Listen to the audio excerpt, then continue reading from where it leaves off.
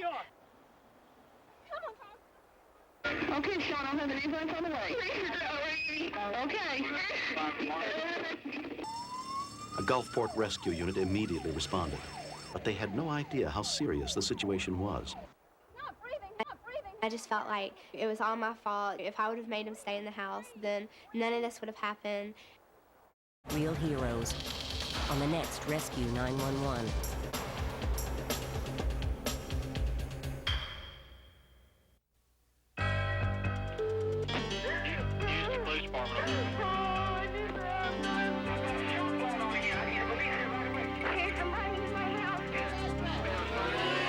This is 911. Do you have an emergency?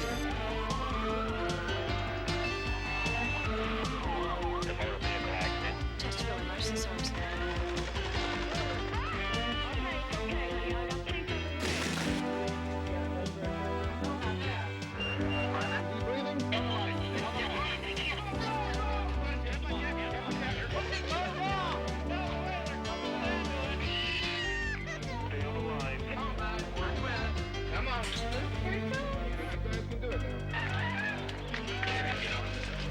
They're doing good hands here.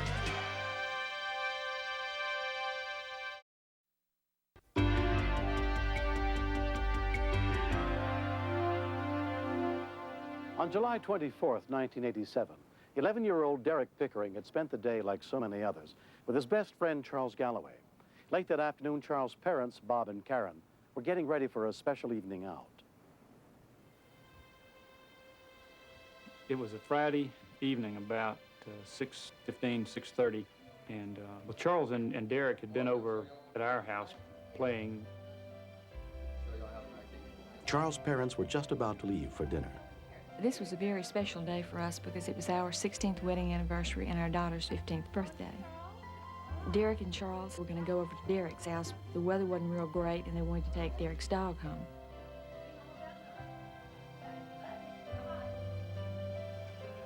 Well, Charles and Derek had been friends for a number of years, built tree houses in the vacant lot and climbed on the neighbors' roofs. They'd done a lot of things together.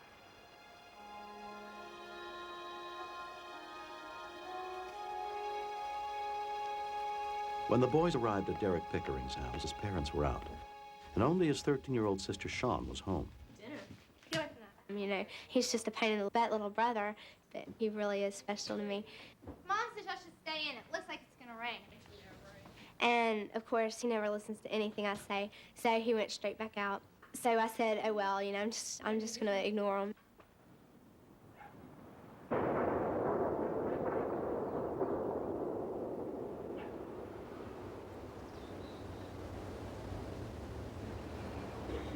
I'm keeping my Ricky Jordan now. Traded 4 for him. 4 for him. Okay. What about 5? Let's go 5. big. No, you take it. I was watching TV, and then I heard this bang, you know, boom. Derek! They always try to play jokes on me, and I figured it was just another joke, and it wasn't funny. It was really scaring me. It was Shawn. Hello? And she said, Charles and Derek are lying out there, and they won't talk to me. Those were her exact words. I don't know, but I've been yelling and I'm really scared. As we drove up, you know, they weren't moving, and I really jumped out of the car before she even stopped. I knew it was serious. Karen knew it was serious. All I noticed was that they weren't breathing. It was the most horrifying thing. You'd like to fall down and cry. I was panicking like crazy, but I knew I couldn't. Did you breathe again, Karen? No! There wasn't any affirmative response from either one of them to our CPR. I felt like I was doing it right, but it was, you know, something I had not done in 20 years. Shawn came out, and I called to her and said, Shawn, call 911 and give them the address. Shawn's call came in at 6:34 p.m. 911. I need an ambulance. Okay, let me get my medic on the line. The call was passed to dispatcher Ann Ford. What's the problem? I need my brother to start my lightning. A respiratory therapist who lived nearby rushed over to help. I know CPR. Okay, Shawn, I'll have an ambulance on the way. Okay. A Gulfport rescue unit immediately responded, but they had no idea how serious the situation was. I just felt like it was all my fault. If I would have made him stay in the house, then none of this would have happened. It had been nearly 4 minutes since the boys were struck by lightning. When paramedic Richard Chapman and his partner got to the scene, Charles and Derek were still not breathing. It was 2-minute response time. On our arrival, we pulled up, and there was not one but 2 children. And it was more or less a nightmare. I've been to mass casualty incidents, and nothing had ever prepared me to see 2 small children lying there basically dead. You could see burns to their neck area. You could smell the singed hair. It was a smell you never forget. I had just a terrible feeling in the pit of my stomach. The one boy had a heartbeat, but was not breathing on his own.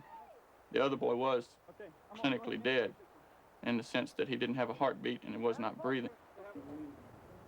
I was just holding on to Karen, and I guess that was the first time I had maybe allowed myself to think that he might not live.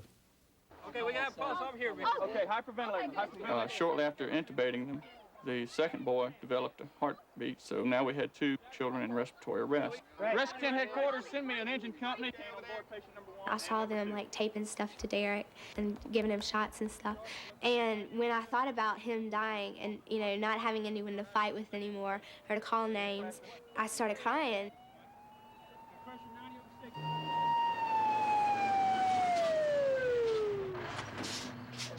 Six minutes after the call for help, additional life support units arrived, including paramedic supervisor Mike Stanton. I saw that the fire department paramedics were treating these kids very aggressively, and I knew at that point that they had some pretty severe injuries. To prevent overloading one emergency room, Derek and Charles were transported to separate hospitals. Both boys were in critical condition, but Charles continued to deteriorate.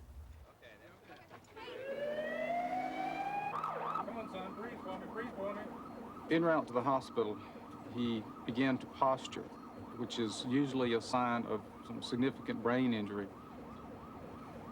In my past experience, that's not a good sign. When lightning struck, Charles was admitted to Gulf Coast Community Hospital, where pediatrician Don Lagrone was on call. With lightning, we're talking, with a direct hit, we're talking about millions of volts of electricity that may last for up to a second. The higher, more important surface parts of his brain were completely out of order. And that's really scary. When we see that, it's usually a prelude to death.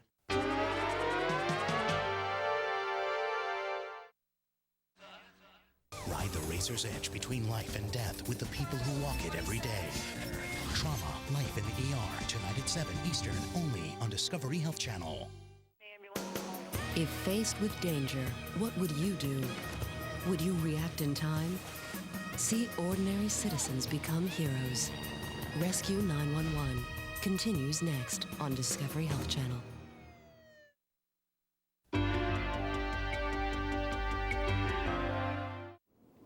At nearby Memorial Hospital, Derek's condition had stabilized under the care of Dr. Ronald Bruni. I suspect that Derek's burns were due mainly to a splash effect. Sitting next to his friend, who was directly struck by the lightning, his eardrum was ruptured, and it was probably from this loud clap of thunder being right close to him. He didn't respond appropriately to painful stimuli. His blood pressure was elevated. And yet, after a few hours, he began to recover, and after 12 hours, he was able to converse with people. He was still, you know, a little weak, and I knew I couldn't beat him up yet, but the happiest part was when he came home. But Charles was still in a deep coma. We didn't know then if he was going to live or not. And then they took us in to see him. He looked awful. He was full of tubes, and his hair was all burned. And it was very frightening. I knew that he could die or have brain damage, but I honestly never believed that that was going to happen. And I guess that's a self-protective device, because, you know, I don't know how I would have held up had I really believed that. Charles' parents took turns staying by his bedside. After 30 hours, his mother finally noticed a change. He opened his eyes, and truly it might have been 2 seconds, but it was a great lift to my spirit. 3 years later, Charles has fully recovered. He still has no memory of the incident, but it has changed his life.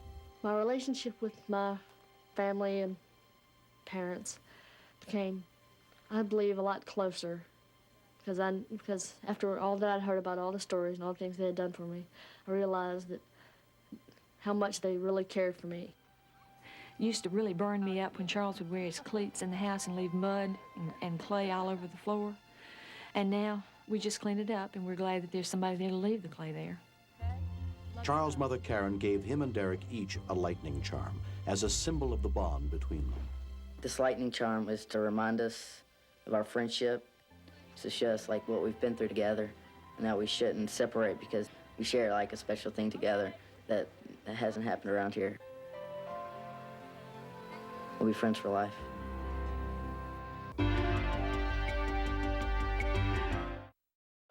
We all should take first aid and CPR courses every year.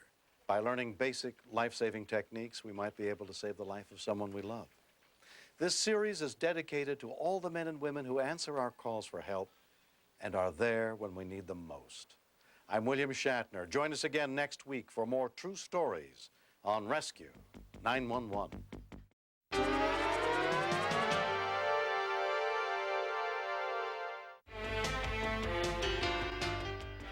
Next, step inside the command center where the calls for help are answered and meet the real-life heroes who save lives. Stay tuned for another episode of Rescue 911. Next on Discovery Health Channel.